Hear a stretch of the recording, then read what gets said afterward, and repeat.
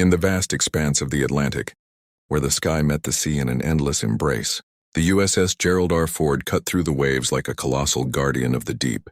Commissioned as the world's most advanced aircraft carrier, this behemoth of steel and innovation housed over 5,000 souls, each bound by duty, dreams, and the unspoken fears that came with serving aboard such a mighty vessel. At its heart was Lieutenant Amelia Thorne, a woman whose name evoked the grace of blooming roses amidst thorns.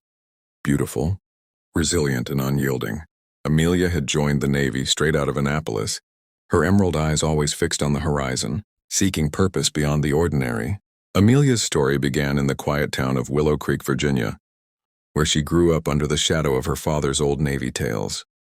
Captain Elias Thorne had served on the USS Enterprise during the Gulf War, his medals gathering dust on the mantle, while his heart carried the weight of lost comrades. "The sea doesn't forgive me," he'd say, his voice rough like weathered sails. But Amelia, with her fiery spirit and unquenchable curiosity, saw the ocean not as a foe but as a canvas for heroism.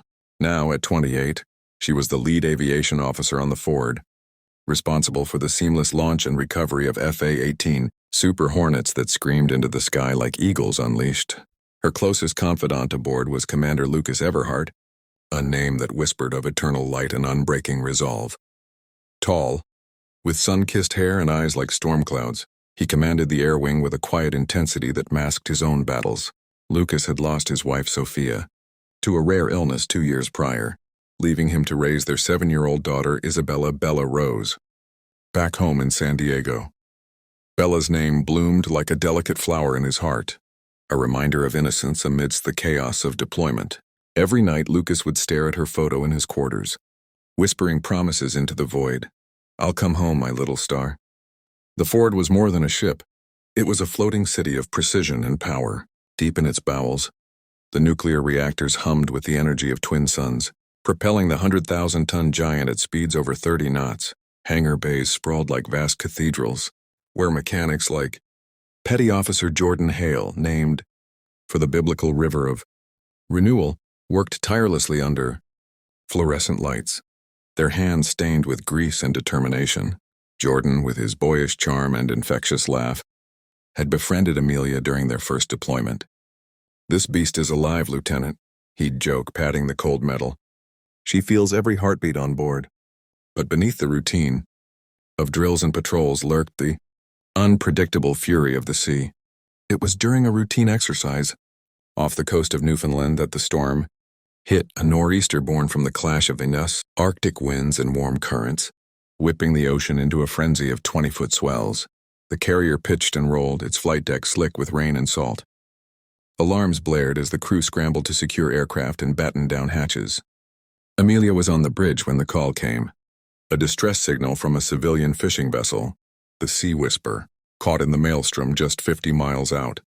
The ship was taking on water, with 12 souls aboard, including children. Captain Helena Voss, the Ford's commanding officer, a name evoking ancient wisdom and unassailable strength, faced a harrowing decision. Helena, in her mid-40s, had risen through the ranks with a blend of tactical brilliance and maternal fierceness. Her silver-streaked hair framed a face etched with lines of experience. "We can't launch in this," the executive officer argued, his voice tense. But Helena's eyes met Amelia's across the room. "We are the shield of the free world. If not us, who?" Amelia volunteered for the rescue op, her heart pounding like the thunder outside. Lucas, ever the protector, insisted on joining her. "You don't go alone, Mia," he said, his hand brushing hers in a moment of unspoken affection. Their bond had grown in the quiet hours between shifts, shared coffees in the mess hall, stories of home under starlit skies. Lucas saw in Amelia the light he'd lost with Sophia. Amelia found in him an anchor amid the drift. As the MH-60 Seahawk helicopter lifted off the heaving deck, the wind howled like a banshee, threatening to tear it from the sky. Jordan, manning the winch from the carrier's fantail, watched with bated breath. Inside the chopper, Amelia piloted with steady hands, her training kicking in like second nature. Lucas scanned the radar, his voice calm over the intercom. "We've got visual. Hang in there, folks." The Sea Whisper was a ghost in the storm, its hull battered and listing. Waves crashed over its deck, where survivors clung to railings, their faces pale masks of terror. Among them was a young girl, no older than Bella. Her name Lily Grant, a bloom of hope and despair. Lily's father, a weathered fisherman named Ethan, held her tight, whispering prayers into the gale.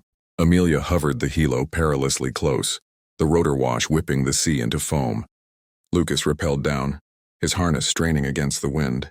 One by one he hoisted the survivors up, first the children, their small bodies trembling. When he reached Lily, she clutched a sodden teddy bear, her eyes wide with fear. "It's okay, sweetheart," Lucas murmured, his voice cracking as he thought of Bella. "I've got you." But as the last adult was lifted, a rogue wave slammed into the chopper, tilting it violently. Amelia fought the controls, her muscles screaming. "Lucas, get up here now," she shouted. He clipped the final survivor and signaled, but the line snagged on debris. Time slowed as another wave loomed, a wall of water 30 feet high. In that frozen moment, Lucas made his choice. He cut the line to free the helo, sacrificing his ascent. "Go, Mia. Save them," he yelled over the roar. Amelia's heart shattered, but duty pulled her upward, the chopper clawing for altitude as the wave engulfed the sea. Whisper, and Lucas with it. Back on the Ford, chaos reigned. Search teams deployed, but the storm's fury hid all traces. Amelia landed in a daze, her face streaked with tears and rain. Jordan met her at the pad, his arms wrapping around her in silent comfort. "He saved them all," he whispered. The survivors were rushed to medical, where Lily, clutching her bear, asked for the brave man who flew like an angel. Days blurred into nights as the carrier pressed on, its mission unaltered by personal loss. Amelia stood on the flight deck at dawn, the sun painting the horizon in gold and crimson. Captain Voss joined her, placing a hand on her shoulder. The sea takes, but it also gives. Lucas's sacrifice echoes in every life he touched. Word reached home. Bella received the news with a bravery that mirrored her father's. In a video call from the carrier, Amelia spoke to her, voice steady despite the ache. "Your dad was a hero, Bella. He loved you more than the stars." The girl, with eyes like Lucas's, nodded. "Will you tell me stories about him?" And so Amelia did. In the quiet of her quarters, she wrote letters to Bella, to Lucas's memory, pouring out the unspoken love that had bloomed between them. "You were my Everhart, my light in the storm," she penned. Months later, the Ford docked in Norfolk, its crew hailed as saviors. Amelia stepped ashore, carrying Lucas's dog tags around her neck. She visited Bella, adopting her into her life like a sister. Together, they planted a rose bush in his honor, its petals unfurling like promises kept. Jordan, promoted for his valor, found solace in new beginnings, his name a symbol of renewal. Captain Voss retired soon after, her legacy etched in the annals of naval history. The USS Gerald R. Ford sailed on, a testament to human resilience. Inside its powerful hull, stories like Amelia's wove through the corridors, tales of love, loss, and unbreakable bonds. For in the heart of the mightiest carrier, it was the fragile human spirit that truly commanded the seas. But Amelia knew the truth. Power wasn't in the reactors or the jets. It was in the echoes of those who dared to face the horizon, hearts open to the storm.